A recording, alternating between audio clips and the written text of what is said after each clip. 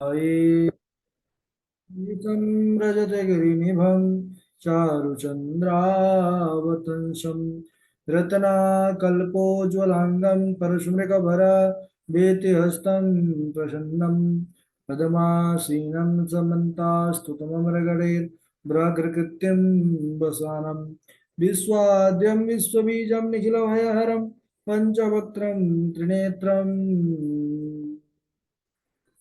पञ्चवक्त्रं त्रिनेत्रम् ॐ कृष्णाय वासुदेवाय हरे परमात्मने प्रणतः क्लेशनाशाय गोविन्दाय नमो नमः। वसुदेवसुतं देवं कंसचाणूरमर्दनं देवकी परमानन्दं कृष्णं वन्दे व्रजप्रियं नारायणं नमस्कृत्य नरं चैव नरोत्तमं देवीं सरस्वतीं व्यासं ततो जयमुदीरये। सच्चिदानन्दरूपाय भक्तानुग्रहकारिणे माया निर्मितविश्वाय माहेश्वराय नमो नमः। भक्ति भक्त भगवंत गुरु चतुर्नाम एक, इनके पद वंदन किए नासत विघ्ने अनेक। बोले श्याम सदा शिव भगवान की जय, पावन शिव महापुराण की जय। परम मंगलमय परात्पर अखिलेश्वर अचिंत कल्याण गुणगण निधान सर्वेश्वर सर्वाधिपति श्रेष्ठ आचरणवान प्रजा के सुखदाता विज्ञान के पूर्ण ज्ञाता देवाधिदेव जगत नियंता जगदीश्वर पंच तत्वोत्पादक विश्वेश्वर मंगल करता श्री श्याम सदाशिव भगवान के पावन चरणारविंदों पर कुटसाह नमन नतमस्तक वंदन एवं अभिनंदन। ताराम्बा भगवती जगदीश्वरी शंकर शिव प्राणवल्लभा जगत जननी मां जगदम्बा माता पार्वती जी के पावन चरणारविंदों पर कुटसा प्रणति शिवाय शंभु का ये शब्द में विग्रह शिव महापुराण को कोटि कोटि प्रणाम। हम सबका परम सौभाग्य की शिव कथा शास्त्र पर प्रवेश करके पावन शिव जी के आख्यानों का लाभ प्राप्त कर रहे हैं। इस समय हम सब युद्ध खंड पर बने हुए हैं और पूर्व में प्रसंग पर हमने श्रवण किया कि किस प्रकार भगवान ने गजासुर का उद्धार किया और गजासुर पर इतनी बड़ी कृपा किया भगवान ने। गजासुर पर जैसे ही शूल का प्रहार किया वैसे ही वह भगवान सदाशिव की स्तुति करने लगा। तो भगवान सदाशिव प्रसन्न होकर के वरदान मांगने को बोले। उसने कहा यदि प्रसन्नो दिगवासस तदा नित्यं वसान में मां कृत्यं महेशान त्रिशूलाग्निभावितान। बोले अगर आप प्रसन्न हैं तो अपनी त्रिशूल रूप की अग्नि से जो मेरे शरीर को देह को आपने शुद्ध किया है अब आप इस देह चर्म को धारण कीजिए। भगवान उसकी मनोकामना को पूर्ण करते हैं। उसके शरीर को काशी क्षेत्र में मुक्तिदायक ज्योतिर्लिंग बना दिए। उसका नाम हुआ कृत्तिवासेश्वर। और उसके गजासुर के चर्म को भगवान स्वयं शंकर जी ने अपना शरीर का आच्छादन किया, उसको ग्रहण किया। बोलिए कृत्तिवासेश्वर महादेव की जय।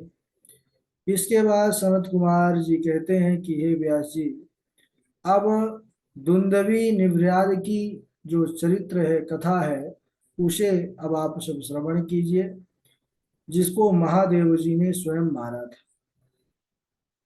बोले जब विष्णु जी द्वारा दिति का महाबली पुत्र हिरण्याक्ष मारा गया, क्योंकि वराह रूप लेकर के भगवान ने वध किया, तो दिति को बड़ा दुख हुआ और वह दुंदवी निव्याध के पास आकर के रोने लगी। तब उसने आश्वासन दिया कि आप बिल्कुल चिंता न करें, देवता अभी उनका समय है, लेकिन एक दिन ऐसा आएगा कि देवता पुनः जो है हमसे हार जाएंगे।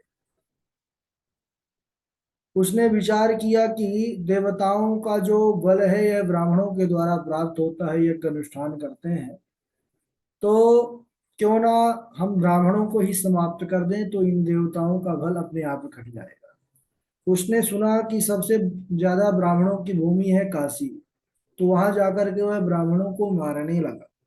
अनेक रूप धर करके वह लुक छिप करके जाता, ब्राह्मणों को भक्षण कर लेता। इस प्रकार बहुत से ब्राह्मणों का उसने संहार कर दिया। और एक समय शिवरात्रि का पावन उत्सव था और शिव भक्त भगवान शंकर जी के शिव ध्यान पर, भजन पर, पूजन पर लगे हुए थे। उसी समय वह दैत्य व्याघ्र का रूप धारण करके आया महाराज। परंतु जो शिव मंत्र है इसमें बड़ी शक्ति है। वह ब्राह्मण शिव मंत्र का जाप कर रहा था और उसी समय वह जो असुर था व्याघ्र का रूप धारण करके आया। जैसे उसने भक्षण करना चाहा, लेकिन वह जो शिव मंत्र का घेरा लगा हुआ था उसके अंदर प्रवेश ही नहीं कर पाया। तब जो भक्तों के रक्षा करने वाले सदाशिव भगवान शंकर हैं, उन्होंने उस दैत्य को इस प्रकार देखा, अपने भक्त को कष्ट देते हुए, मारने का प्रयास करते हुए, तो शिव जी उसी समय उसी ज्योतिर्लिंग से प्रकट हो गए। वह दैत्य भी महाराज अपने स्वरूप में आ गया, पर्वताकार हो गया, बड़ा उसका विशाल देह। शिव जी एक मुष्टिका का ही प्रहार किए कि उस जो राक्षस था दानव, उसका संहार हो गया। सभी ऋषि मुनि सदाशिव की स्तुति करने लगे। इसके बाद सनत कुमारों ने कहा कि व्यास जी, दो और बड़े भयंकर दैत्य थे जिनका नाम था विदल और उत्पल। यह दोनों ब्रह्मा जी से बड़ा उग्र तप करके यह वर प्राप्त कर लिए कि हम पुरुष से मरे ही ना, हम किसी स्त्री के हाथों ही मारे जाएं, बाकी कोई पुरुष हमको मार ना सके। अब इनको जब यह तपस्या से वरदान प्राप्त हो गया तो अभिमान आ गया। अब स्त्री कौन मारने आए, सब पुरुष ही थे, तो पुरुष का तो इनको अमरत्व का वरदान प्राप्त था। तो इन्होंने अपने भुजाओं के बल से ब्रह्मांड को जीत करके अपने वश में कर लिया, संपूर्ण देवताओं को युद्ध में परास्त कर दिया। तब सब देवता दुखी होकर ब्रह्मा जी के शरण में गए, सारा दुख ब्रह्मा जी को कह सुनाया। ब्रह्मा जी बोले कि देखो, यह किसी देवता से तो मारे जाने से रहे, हाँ जगत जननी ही अगर चाहे तो इनका वध हो सकता है। तो इस समय धैर्य धारण करो और भगवान सदाशिव का ध्यान करो और निश्चित रूप से वह हमारे कष्ट को दूर करेंगे। इधर एक दिन देवर्षि नारद उन दैत्यों के पास पहुंचे और श्री पार्वती जी के रूप की प्रशंसा उन दोनों के सामने उन्होंने किया। भगवान शंकर की प्रेरणा थी ऐसी कि आपको ऐसा कहना है। तो वह जो विदल और उत्पल नाम के दो असुर थे, उन्होंने जब उनके रूप की प्रशंसा को सुना तो हरण करने का विचार किया कि अब हम उनका, पार्वती का हरण कर लेंगे। एक बार भगवान सदाशिव मैया पार्वती के साथ विहार कर रहे थे। पार्वती भी अपनी सखियों के साथ कंदुक क्रीड़ा कर रही थी, गेंद को उछाल रही थी। उसी समय वह दोनों दैत्य भी वहां पर आ गए और जगदम्बा को, मैया पार्वती को देख करके उनको कटाक्ष करने लगे। उसी समय महादेव जी तो अंतर्यामी समझ गए कि यह तो दोनों असुर ही हैं। उन्होंने इशारे से मैया पार्वती को कहा, समझाया कि यह दोनों दैत्य हैं। तब मैया समझ गई और वह जो कंदुक अपने हाथ में ली थी, उन्हीं दैत्यों पर फेंक करके उस गेंद को मारती हैं। तो वे दोनों दैत्य वहीं चक्कर खा करके पृथ्वी पर गिर पड़े और उनके प्राण निकल गए, क्योंकि उनको ऐसा वरदान था कि पुरुष नहीं स्त्री के द्वारा मारे जाए। तो जगदम्बा ने पल भर में ही उनका काम तमाम कर दिया। उन दैत्यों को मार करके वह जो गेंद थी कंदुक, वह लिंग स्वरूप को प्राप्त हुई। उसी समय से वह लिंग कंदुकेश्वर के नाम से प्रसिद्ध हो गया महाराज। कंदुक के स्थान पर ही वहां लिंग, ज्योतिर्लिंग प्रकट हो गया। सभी दोषों का निवारण करने वाला वह लिंग ज्येष्ठेश्वर के समीप है। और कहते हैं महाराज कि जब वह शिवलिंग वहां पर प्रकट हुआ तो विष्णु ब्रह्मादि देवता वहां पर आए और भगवान शंकर को प्रणाम किया, स्तुति किया, पूजन किया और उसके बाद उनसे वर प्राप्त करके अपने अपने लोक को चले गए। तो जो मनुष्य इस अद्भुत चरित्र को श्रवण करता है, सुनता है, पढ़ता है, कहते हैं वह इस लोक में समस्त सुखों को प्राप्त करके परलोक में सुंदर योगी दुर्लभ जो शिवलोक है उसको प्राप्त करता है। इसके बाद शौनक आदि ऋषि कहने लगे सूत जी महाराज से कि अब आप शिव जी के अवतारों की कथा कहिए महाराज। तो सूत जी कहने लगे कि हे मुनियों, आपने जो शिव संबंधी अवतार की कथा के लिए निवेदन किया है, यही बात पहले सनत कुमार जी से जो नंदीश्वर थे, तो नंदीश्वर से उन्होंने पूछा था कि शिव जी के अवतारों की कथा सुनाइए। तो नंदीश्वर ने सनत कुमार जी को जो सुनाया, देखिए यह जो कथा है सूत जी सनकादि ऋषियों को सुना रहे हैं, ब्रह्मा जी नारद जी को सुना रहे हैं, और जो नंदीश्वर हैं यह सनकादियों को सुना रहे हैं, सनक सनंदन चारों भैयाओं को। सनकादि भी किनको सुनाते हैं, यह व्यास जी को सुनाते हैं। तो उन्होंने कहा कि हे नंदीश्वर, आप शिव जी के चरित्र कहिए जिसमें उनके अवतारों की कथा है। तब सनत कुमार जी से नंदीश्वर ने कहा कि असंख्याता ही कल्पेषु विभो सर्वेश्वरस्य वै अवतारास्तथापिह वच्म्यहं तान्यथा मति। बोले भगवान के अवतार तो असंख्य हैं, उनका वर्णन जो है संख्या से परे है, फिर भी मैं अपनी बुद्धि के अनुसार आप लोगों के समक्ष उनके सुंदर चरित्रों का अवतारों का वर्णन कर रहा हूं। कहते हैं कि श्वेत लोहित नामक 19वें कल्प में शिव जी का पहला अवतार हुआ, उसका नाम हुआ सद्योजात। सद्योजात नामक अवतार हुआ। उस कल्प में पर ब्रह्म का ध्यान करते हुए ब्रह्मा जी की शिखा से श्वेत लोहित कुमार उत्पन्न हुए, और तब उन्हें सद्योजात नामक जानकर ब्रह्मा जी प्रसन्न होकर बार बार उनका चिंतन करने लगे। तब उनके चिंतन से परब्रह्म स्वरूपी बहुत से कुमार उत्पन्न हुए। नाम हुआ सुनंदन, नंदन, विश्वनंदन। और सद्योजात शंभु ने ब्रह्मा जी को फिर ज्ञान प्रदान किया, सृष्टि उत्पन्न करने की उन्होंने शक्ति दी। यह 19वें कल्प की बात है। ततो विंशतिमः कल्पो रक्तो नाम प्रकीर्तितः। इतने में रक्त नामक 20वां कल्प आ गया महाराज, और ब्रह्मा जी रक्त वर्ण के हो गए। फिर उनके वैसा ही लाल लाल नेत्रों वाला एक रक्त पुरुष, जो रक्त वर्ण का था, ऐसा पुरुष प्रकट हुआ, और उनका नाम हुआ वामदेव। यह शिव जी ही के ही साक्षात रूप है।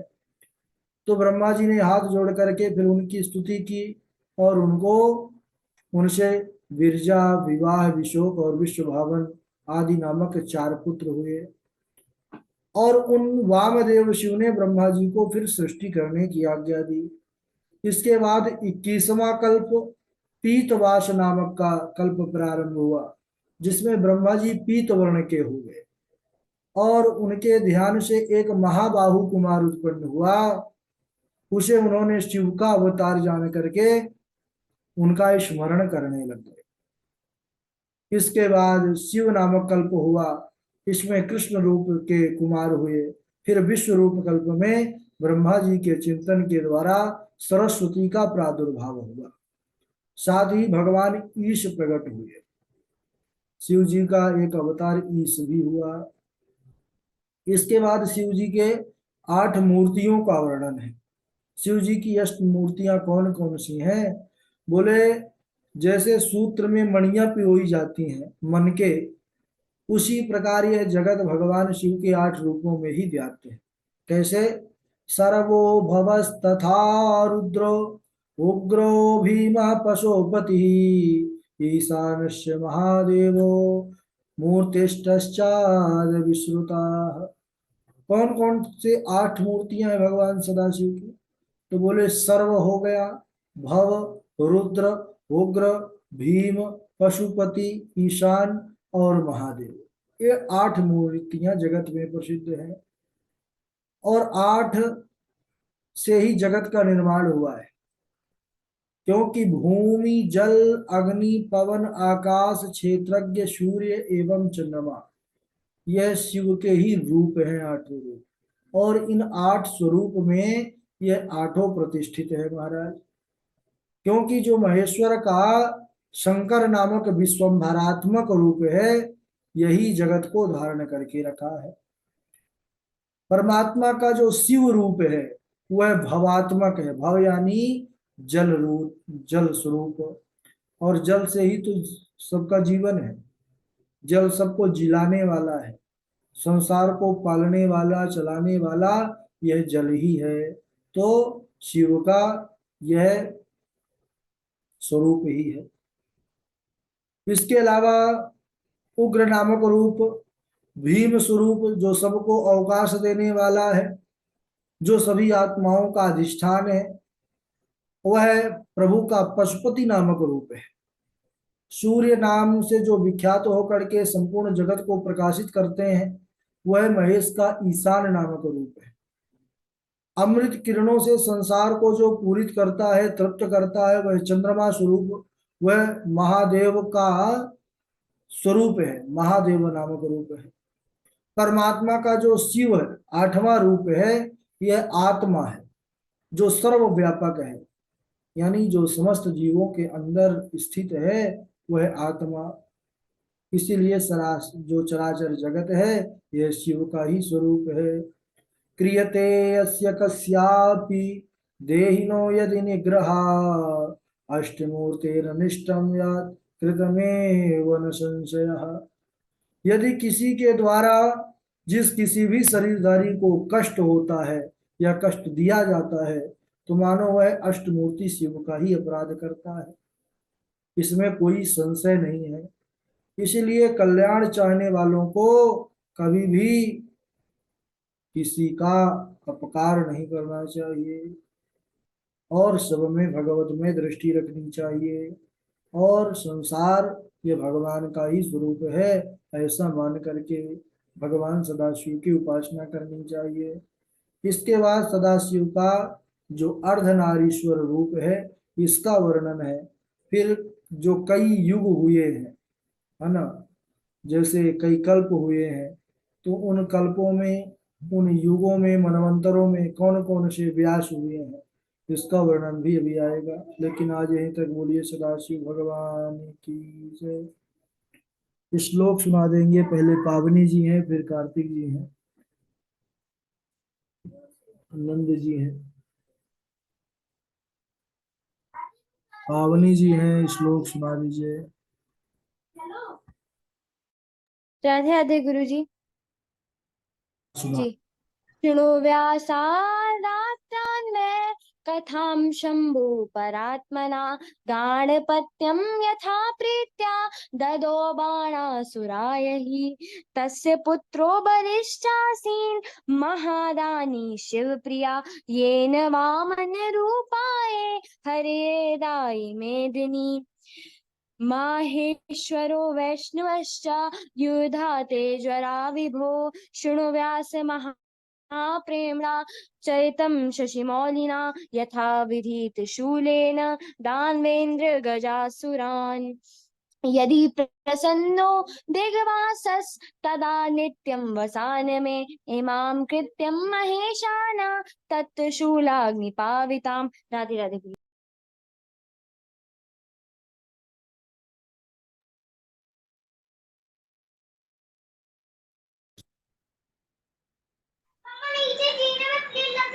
मैं सुना रहा हूँ गुरु जी। राधे राधे। तबोदये भविष्यन्ति विवाहादीनि सुव्रता सर्वाणि धर्म कर्माणि फलवन्ति नृणामिह।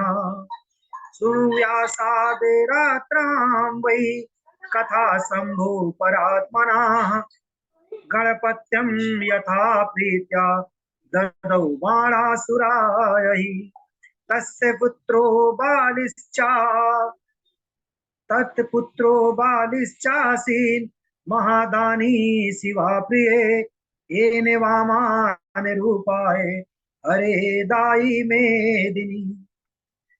महेश्वरो वैष्णवाश्च युधात्रे ज्वराबुभौ